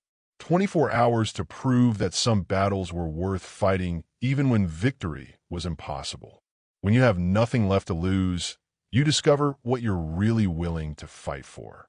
The abandoned warehouse on the outskirts of Dallas looked like every other building that had been forgotten by economic progress and reclaimed by urban decay. Broken windows, rusted metal siding, and weeds growing through cracked concrete. The perfect location for a meeting that couldn't appear on any official schedule. Colton arrived first, despite every instinct screaming that this was a trap.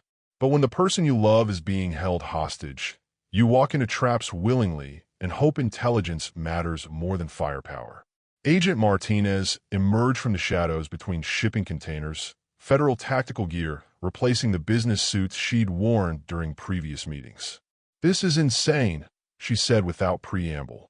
"Director Walsh has resources we can't match and connections we can't track. If this goes wrong, Latasha dies and Emma disappears into a Swiss boarding school where she'll be safe but never free. If we do nothing, the same thing happens, but we get to feel guilty about choosing the easy option. There are other ways to handle this. Witness protection, federal marshals, international cooperation, all controlled by people who work for the same system that Director Walsh has been building for 30 years. How many federal agents are on her payroll? How many prosecutors have been compromised? How many judges owe their careers to politicians who owe their elections to oil money?" The questions hung in the air like smoke from a gun that had already been fired. The conspiracy wasn't just deeper than they'd realized. It was the system itself, corrupted at every level by people who'd convinced themselves that crime was patriotism and murder was public service. Have you ever fought a battle you knew you couldn't win? What made you fight anyway?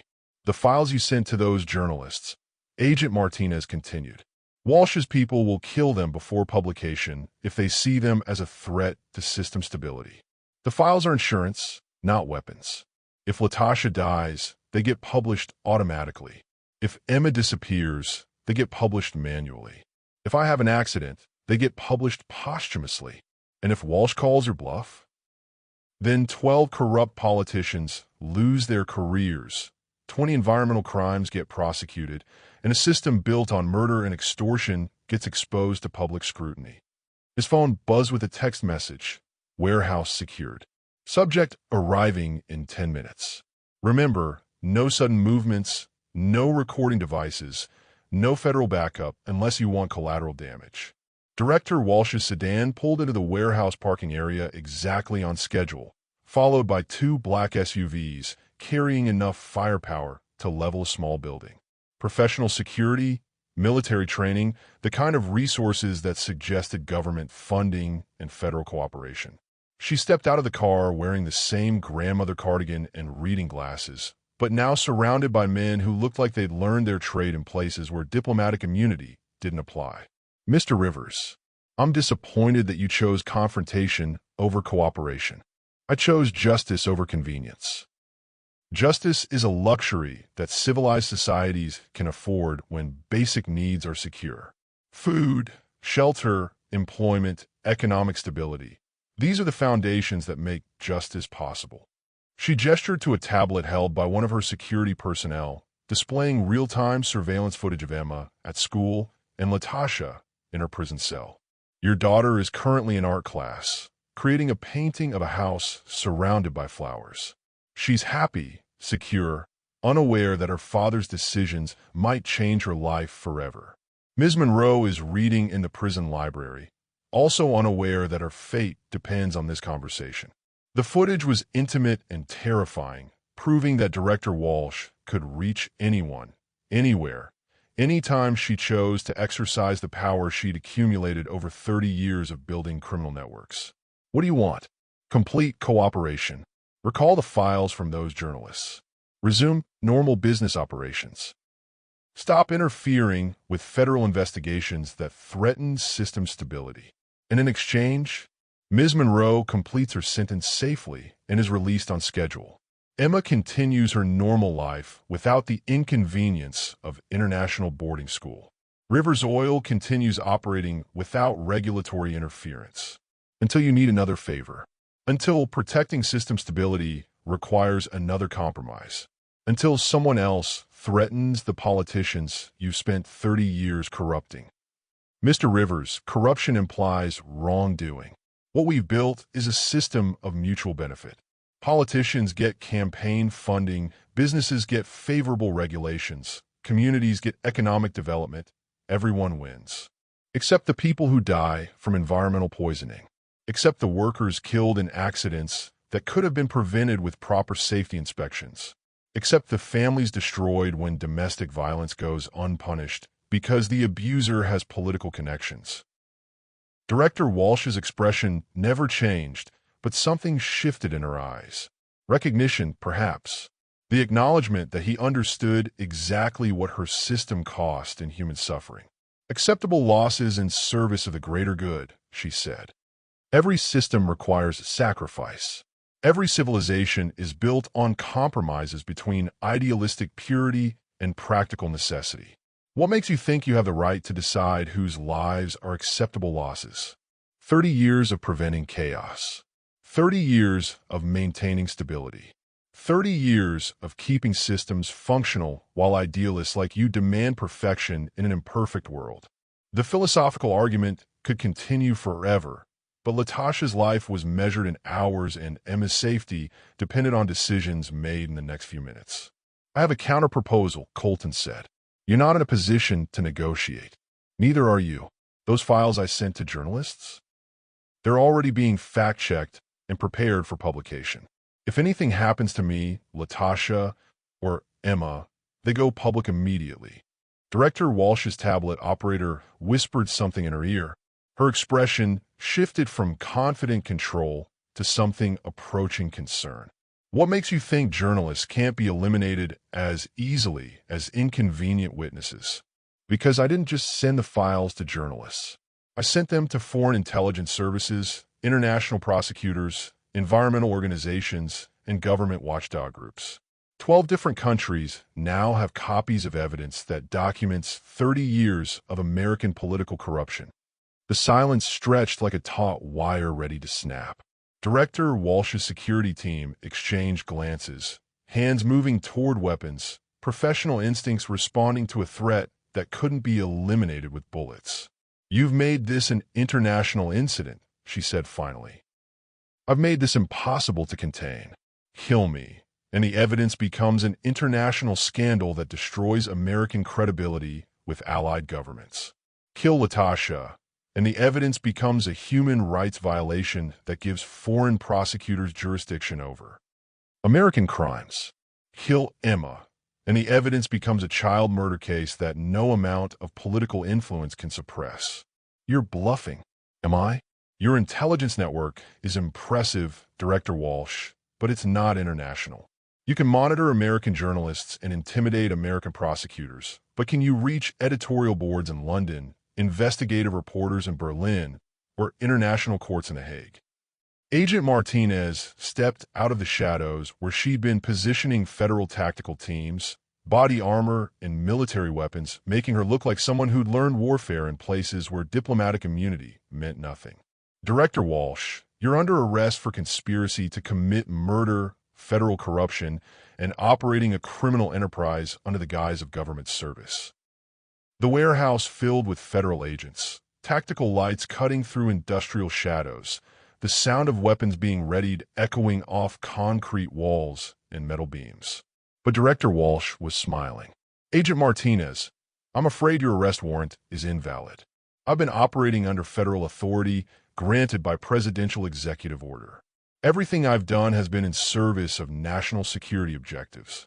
She produced a document bearing official seals and signatures that authorized her to take any action necessary to protect American economic interests from domestic and foreign threats.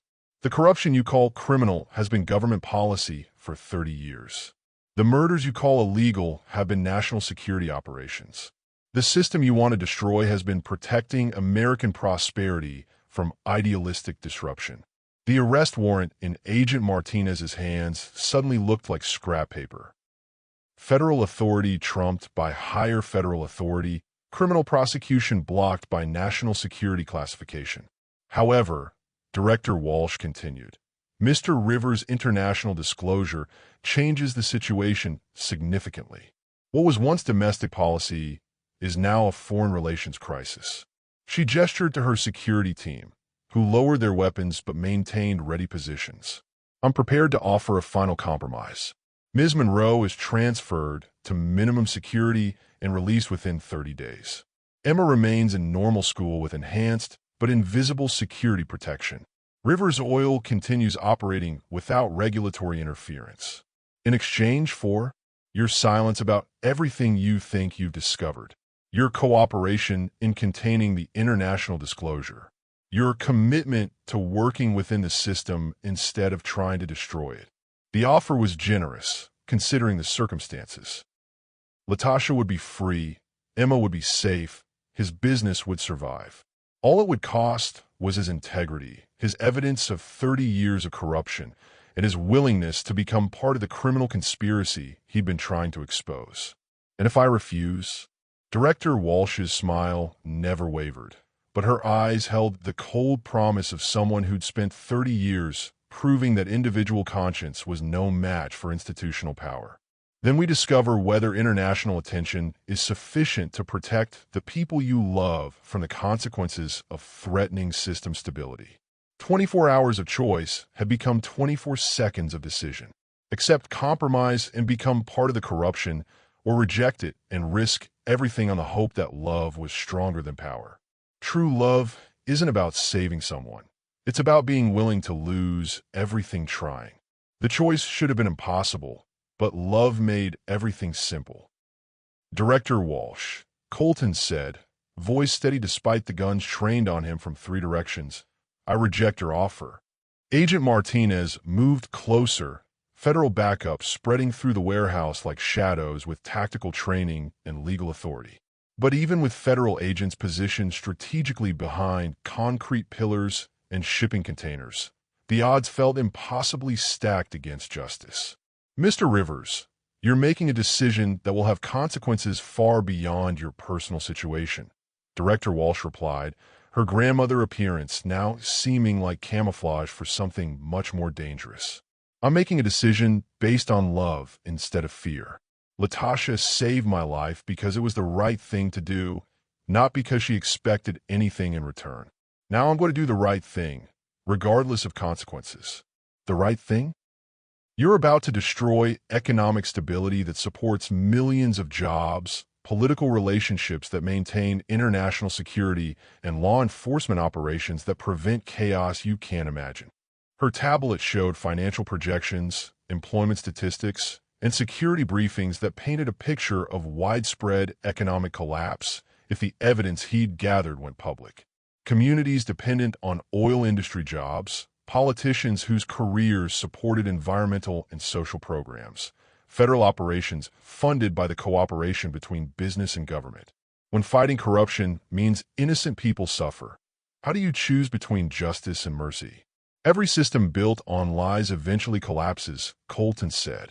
I'm just choosing to control the timing instead of waiting for someone else to expose what we've all been pretending doesn't exist. His phone buzzed with a text message. Files published in London, Berlin, Tokyo.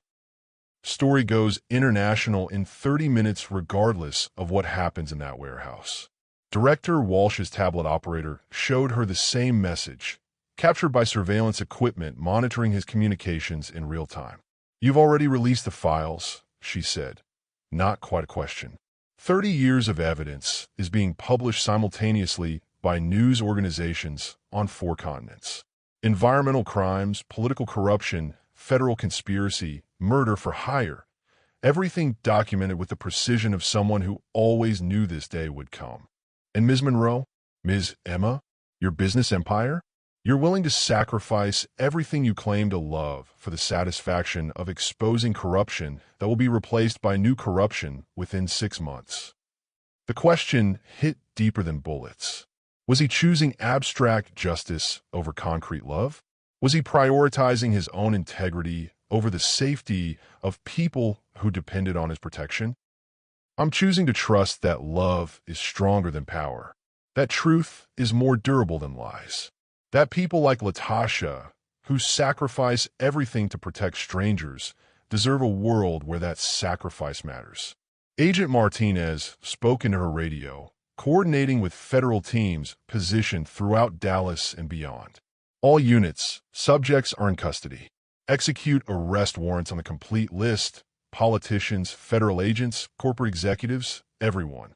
The warehouse filled with the sound of confirmations from tactical teams executing simultaneous raids across Texas and beyond.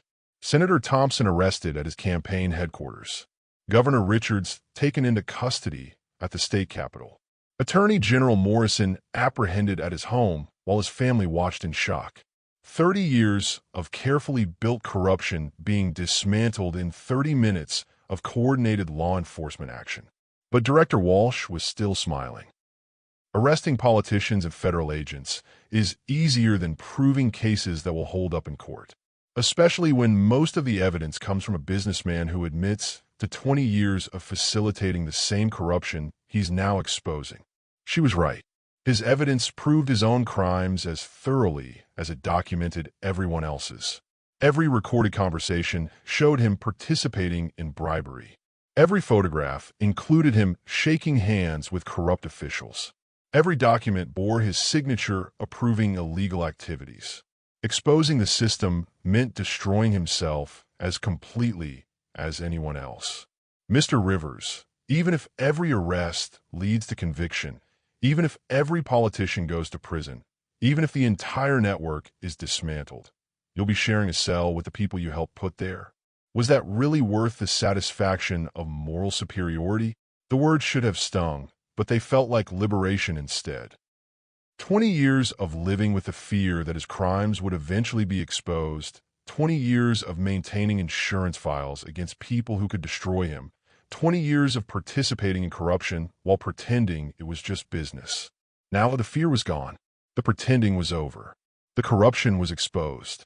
And somewhere in Dallas County Women's Correctional Facility, a woman who'd sacrificed her freedom to protect someone for violence was about to learn that her sacrifice hadn't been forgotten. His phone rang. Latasha's voice, calling from prison. Colton? The news is saying something about massive arrests, political corruption, oil industry conspiracy. That's me keeping a promise to someone who taught me that integrity matters more than safety. You exposed everything. Your business, your evidence files, your own involvement. You're going to prison. Maybe, but you're going to be free. The prosecutor who handled your case is being arrested for accepting bribes. Your conviction is being overturned. And the man who paid to make sure you got maximum sentence is going to spend the next 20 years in federal custody. Silence on the other end of the line. Then quietly, why?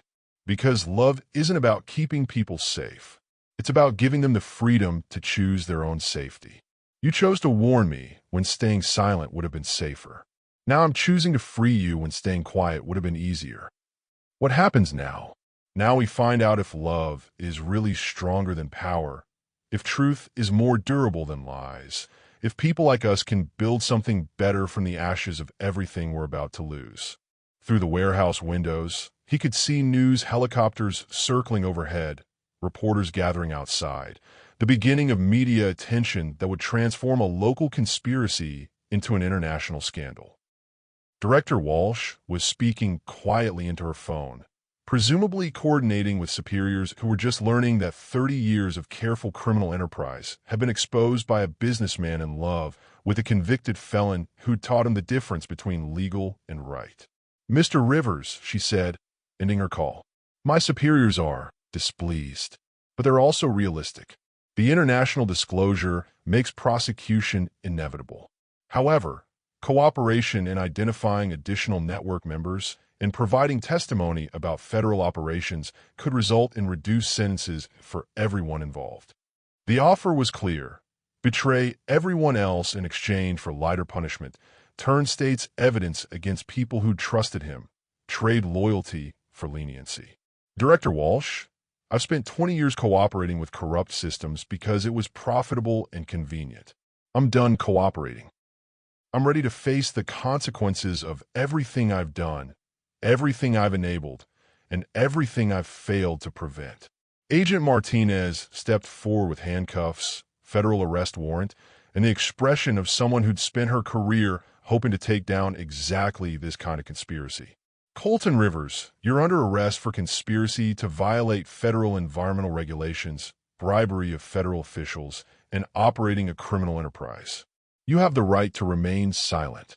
The Miranda rights felt like a prayer of absolution, legal language that transformed confession into redemption, acknowledgement that justice applied to everyone regardless of wealth or intention. As the handcuffs closed around his wrists, his phone rang one more time. Latasha's voice. Colton, I love you too. Whatever happens next, I love you too. The words echoed through the warehouse as federal agents led him toward transportation that would take him from the world he'd built on compromises to a future built on consequences. But consequences faced with love felt different than consequences faced alone. And somewhere in the machinery of federal justice, a woman who taught him the difference between legal and right was about to be freed because someone had finally chosen love over power, truth over safety, integrity over survival.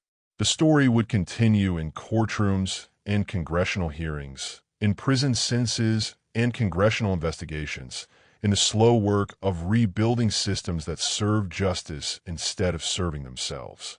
But the love story was complete. Sometimes you had to lose everything to discover what really mattered. Sometimes you had to destroy the world you'd built to create space for the world you wanted to live in. Sometimes love meant burning down everything you'd accumulated in order to free the person who taught you what wealth really meant. In Texas, they said everything was bigger, including love that conquered corruption, truth that toppled governments, and hope that survived even when everything else turned to ash.